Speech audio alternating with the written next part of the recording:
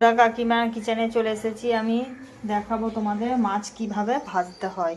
অনেক সময় দেখবে আমার বন্ধুরা আছে মাছ ভাজতে পারে না ঠিকঠাক, ভাজতে গেলে মাছগুলো ভেঙে যায়। তার জন্য কীভাবে ভাজলে আমার মাছগুলো ভাঙবে না, তাই সেটাই আমি তোমাদেরকে আজকে দেখাবো।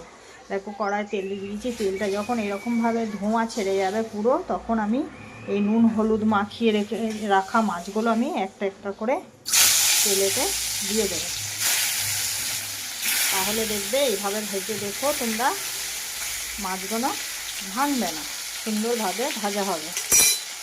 আর নুন হলুদটা একটু আধ ঘন্টা আগে মাখিয়ে রেখে দেবে। আমার মাছ ভাজা পুরো রেডি। এই আমি যেরকমভাবে দেখালাম এরকমভাবে ভেজো। একটা মাছও দেখো আমার ভাঙে নেই, পুরো সব গোটা গোটাই আছে। এইভাবে মাছ ভাজলে একটাও ভাঙবে না। এভাবেই ভেজে দেখো। মাছগুলো একটা পাত্রে তুলে নিয়েছি।